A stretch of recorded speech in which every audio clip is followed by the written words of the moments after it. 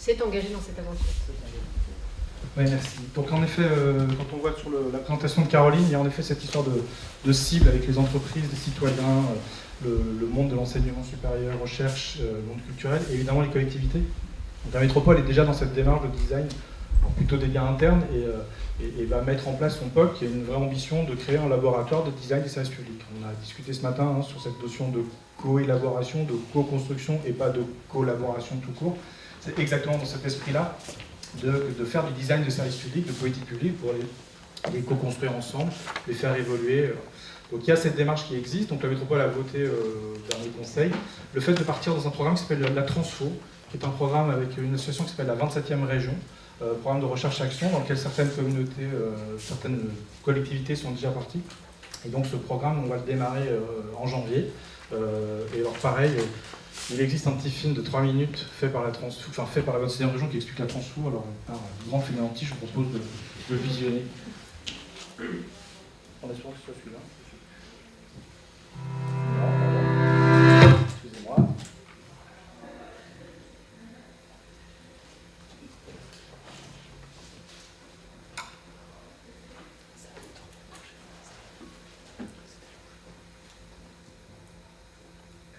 Elle sera comment la ville de demain?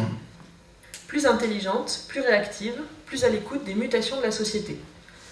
Mais surtout, elle fonctionnera différemment. On ne peut pas imaginer une institution innovante qui ne transforme pas en premier lieu ses pratiques et son fonctionnement interne.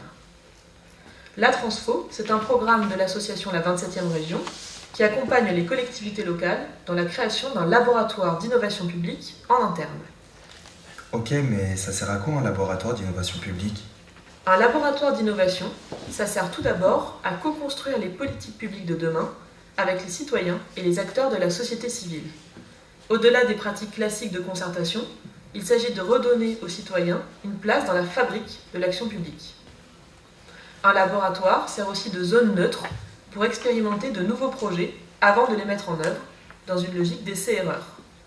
Enfin, un laboratoire, c'est un outil pour permettre plus de transversalité entre tous les services de la collectivité et tous les acteurs impliqués, agents, techniciens, élus, juristes, en somme, sortir des silos pour plus de coopération. Une véritable révolution de l'intérieur. Mais alors, ça ne peut pas se faire du jour au lendemain? C'est un processus au long cours. La Transfo est un programme d'accompagnement sur 18 mois pour permettre à la collectivité de construire un laboratoire sur mesure et opérationnel. Au départ, il y a un groupe de 20 agents, des ambassadeurs volontaires, qui représentent la diversité des métiers de la collectivité. Pendant la Transfo, ces agents expérimentent de nouvelles méthodes pour conduire différemment un projet public. Par exemple, des immersions sur le terrain pour mieux comprendre les besoins des citoyens. Le programme sert à tester ces méthodes sur des cas réels de la collectivité. Les agents sont accompagnés par une équipe de 3 professionnels issus du design, de l'accompagnement du changement et des sciences sociales. En parallèle, les agents ambassadeurs mènent un travail réflexif sur le fonctionnement du futur laboratoire. Quelle sera sa gouvernance, son mode de saisine ou ses ressources? À titre d'exemple, en 2016, les agents de la Transfo Mulhouse ont travaillé sur la refonte d'un dispositif jeunesse, la carte Max. Lors de sessions collaboratives, associant services de la ville et acteurs de la jeunesse, de nouvelles pistes de développement ont été imaginées et testées. C'est donc un processus sur mesure pour chaque collectivité.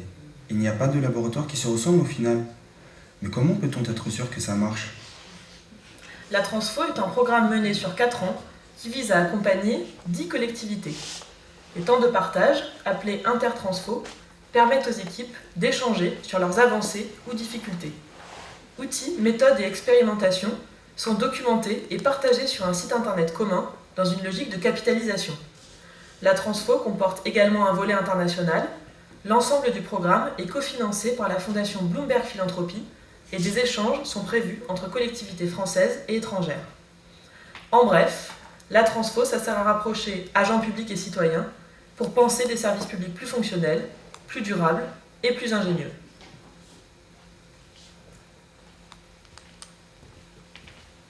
Voilà.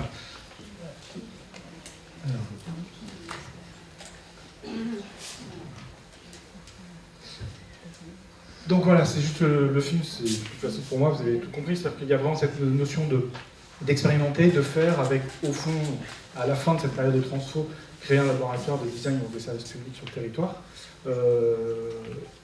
Il y a aujourd'hui les villes de Paris, communauté urbaine de Dunkerque, la région Occitanie, les villes de Mulhouse qui sont dans le programme, d'autres villes vont nous rejoindre. Donc on a cet échange en plus qui va se faire avec ces collectivités qui sont exactement dans les mêmes typologies dynamiques.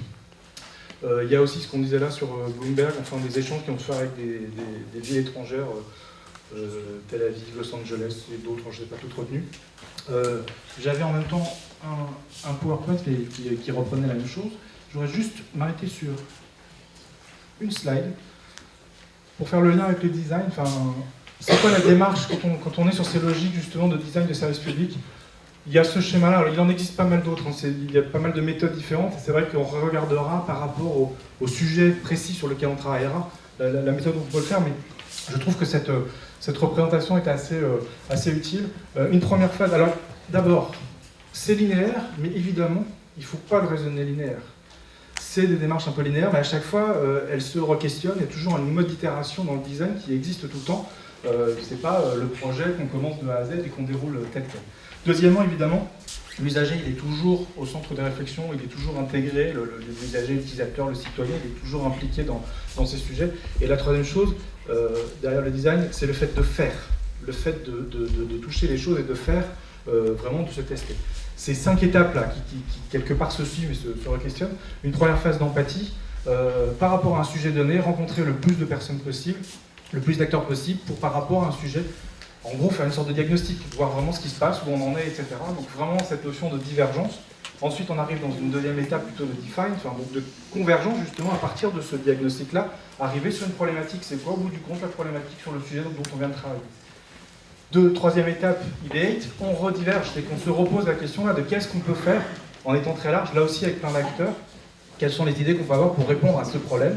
Phase suivante, prototype, on resserre justement, qu'est-ce qu'on décide de faire, qu'est-ce qu'on décide de tenter dans l'ensemble de ces idées qu'on reteste. J'insiste, l'idée ne marche pas, on revient en arrière, on recommence, etc. Donc il faut vraiment penser à l'itération en permanence. Et ensuite, une fois qu'on arrive à des prototypes qui fonctionnent, on a cette question justement de développement, de déploiement du sujet.